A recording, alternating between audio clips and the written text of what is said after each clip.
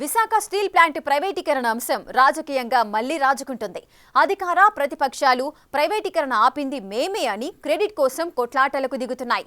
ఒక పక్క కేంద్రం స్టీల్ యాజమాన్యం స్టీల్ ప్లాంట్ను ముక్కలుగా చేసి ప్రైవేటీకరణ చేయాలని చూస్తుండటంతో అధికార కూటమిని ఇరకాటంలో పెట్టడానికి ఉత్తరాంధ్రలో పార్టీని సెట్ చేసుకోవడానికి వైసీపీ కొత్త ప్లానింగ్ రెడీ చేస్తోంది. ఉత్తరాంధ్రలో 2 సీట్లకే పరిమితమైన వైసీపీ ప్రైవేటీకరణ అంశాన్ని అనుకూలంగా మార్చుకోవడానికి ఉన్న అవకాశాలేంటి? విశాఖలో పోగొట్టుకున్న ఇమేజ్ తిరిగి దక్కించుకోవడానికి వైసీపీ అమలు చేస్తున్న వ్యూహమేంటి? విశాఖ ఉక్కు ఆంధ్రుల హక్కు ఈ నినాదం స్టీల్ ప్లాంట్ ఏర్పాటు చేయటానికి ముందు నుంచి నేటి వరకు వింటూనే ఉన్నాం. విశాఖపట్నం స్టీల్ ప్లాంట్ ఏర్పాటు చేయాలని 1960లో ఆలోచన వచ్చినప్పటి నుండి స్టీల్ ప్లాంట్ ప్రారంభించిన 1990 సంవత్సరం అంటే దాదాపుగా 30 సంవత్సరాలు స్టీల్ ప్లాంట్ ఏర్పాటు పోరాటంలో 32 మంది చనిపోయారు. అప్పటి నుండి స్టీల్ ప్లాంట్ ఏర్పాటు వరకు విశాఖ ఉక్కు ఆంధ్రుల హక్కు నినాదం ఢిల్లీని తాకింది. 1990లో స్టీల్ ప్లాంట్ ఏర్పాటు చేసి ఇప్పటికీ దాదాపుగా 35 సంవత్సరాలు గడుస్తోంది. ఈ 65 సంవత్సరాల స్టీల్ ప్లాంట్ చరిత్రలో విశాఖ ఉక్కు ఆంధ్రుల హక్కు అనే నినాదం నేటికి మారుమోగుతూనే ఉంది.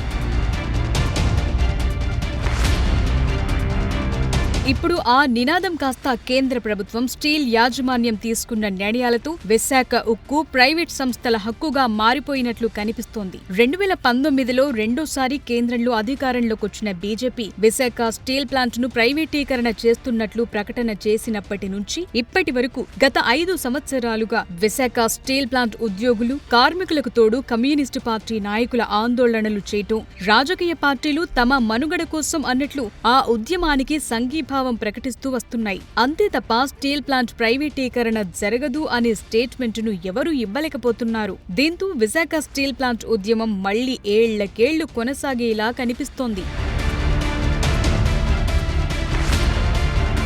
ముచ్చటగా మూడోసారి కేంద్రంలో టీడీపీ కూటమి సపోర్ట్తో అధికారంలోకొచ్చిన ఎన్డీఏ ప్రభుత్వం విశాఖ స్టీల్ ప్లాంట్ ప్రైవేటీకరణ చేయటంలో కీలకమైన నిర్ణయాలు తీసుకుంటామని మొదట్లో ప్రకటించింది. విశాఖ స్టీల్ ప్లాంట్ ప్రైవేటీకరణ కాదని పేర్కొంది. కేంద్రంలో ఎన్డీఏ ప్రభుత్వానికి టీడీపీ, జనసేన మద్దతుంది. ఆ క్రమంలో విశాఖ స్టీల్ ప్లాంట్ ప్రైవేటీకరణ జరగకుండా టీడీపీ అడ్డుకోవటమే కాకుండా స్టీల్ ప్లాంట్ అభివృద్ధి కోసం 11,500 కోట్ల నిధులు వచ్చేలా చేశామని ప్రకటన కూడా చేసింది. అయితే 11,500 కోట్లను ప్రకటించిన కేంద్ర ప్రభుత్వం 9,000 కోట్లు నిధుల విడుదల చేయటం, అందులో 8,000 కోట్లను బ్యాంకులకు తిరిగి చెల్లించడానికి సరిపోవటంతో స్టీల్ ప్లాంట్ కార్మికుల్లోనూ, ఉద్యోగుల్లోనూ మళ్లీ ఉద్యమ ఆందోళనలు మొదలయ్యాయి.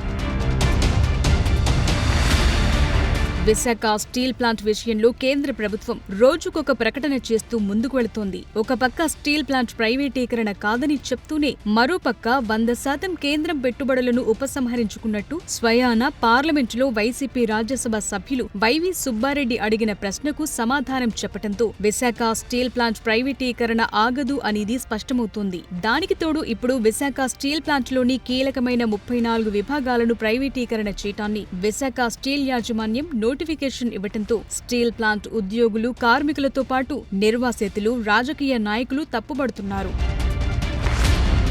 స్టీల్ ప్లాంట్ ప్రైవేటీకరణ చేస్తామని కేంద్ర ప్రభుత్వం ప్రకటన చేసినప్పుడు ఉద్యమించిన తరహాలోనే 5 సంవత్సరాల తరువాత మళ్లీ అదే స్థాయిలో స్టీల్ ప్లాంట్ ప్రైవేటీకరణ రద్దు చేయాలన్న అంశంపై ఆందోళనకు సిద్ధమవుతున్నాయి రాజకీయ పార్టీలు, కార్మిక సంఘాలు. ముఖ్యంగా ఉత్తరాంధ్రలో 2024 ఎన్నికల్లో తమ ప్రాభవాన్ని కోల్పోయి కేవలం 2 సీట్లకే పరిమితమైన వైసీపీ స్టీల్ ప్లాంట్ ప్రైవేటీకరణ అంశాన్ని భుజాన వేసుకుని మళ్లీ రాజకీయంగా బలపడటానికి రంగం సిద్ధం చేసుకున్నట్లు కనిపిస్తోంది.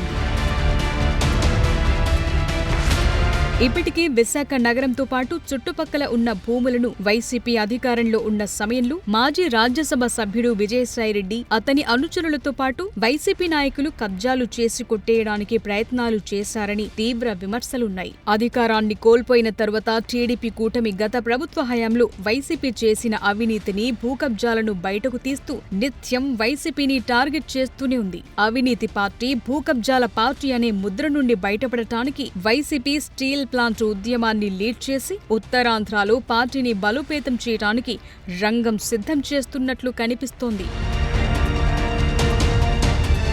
ఇప్పటికే కేంద్ర రాష్ట్ర ప్రభుత్వాలు స్టీల్ ప్లాంట్ ప్రైవేటీకరణ జరగదని చెప్తూనే స్టీల్ ప్లాంట్లో కీలకంగా ఉన్న 34 విభాగాలను ప్రైవేటీకరణ చేయడానికి నోటిఫికేషన్ ఇవ్వడంతో కమ్యూనిస్టు పార్టీలను, ఉద్యోగులను, కార్మికులను ఒక్కటి చేసి మలి ఉద్యమం చేయడానికి వైసీపీ రంగం సిద్ధం చేసుకుంటుందట. ఉత్తరాంధ్రలో ఉన్న అన్ని పార్టీల నాయకులను ఒకే తాటి మీదకు తీసుకొచ్చి స్టీల్ ప్లాంట్ ప్రైవేటీకరణ అంశాన్ని ఉద్యమ రూపంలో తీవ్రతరం చేయడానికి ప్లాన్ చేస్తోందట. అందులో భాగంగానే ఇప్పటికే అఖిలపక్ష పార్టీల అభిప్రాయాన్ని తెలుసుకోవటానికి వైసీపీ సీనియర్ నాయకుడు, ఉత్తరాంధ్రకు కీలకమైన బొత్స సత్యనారాయణ ఆధ్వర్యంలో ఈ అఖిలపక్ష సమావేశాన్ని ఏర్పాటు చేసి ఉద్యమ కార్యాచరణను ప్రకటించడానికి వైసీపీ ముందడుగు వేస్తోంది. అయితే స్టీల్ ప్లాంట్ ప్రైవేటీకరణ అంశంపై పోరాటం చేయడానికి కూటమి పార్టీలైన టీడీపీ, జనసేన, బీజేపీలు కలిసి వచ్చే అవకాశం లేకపోవడంతో వైసీపీ ఉభయ కమ్యూనిస్టు పార్టీలతో పాటు విశాఖలో స్టీల్ ప్లాంట్ కోసం ఉద్యమానికి సిద్ధమవుతోన్న ప్రజా సంఘాలను కలుపుకుని స్టీల్ ప్లాంట్ ఉద్యోగులు, కార్మికుల సారథ్యంలో భారీ ఉద్యమానికి సిద్ధమవుతోందట. స్టీల్ ప్లాంట్ ప్రైవేటీకరణ జరగకుండా రాష్ట్రంలో కూటమి ప్రభుత్వం అడ్డుకోలేకపోతోంది అనే అంశాన్ని తెరమీదకు తీసుకొచ్చి ఉత్తరాంధ్రలో మళ్లీ పార్టీని బలోపేతం చేయడానికి స్టీల్ ప్లాంట్ ఉద్యమమే సరైన నిర్ణయంగా భావించడంతో ఇప్పుడు వైసీపీ స్టీల్ ప్లాంట్ ని రాజకీయ అస్త్రంగా మలుచుకుంటోందంటున్నారు.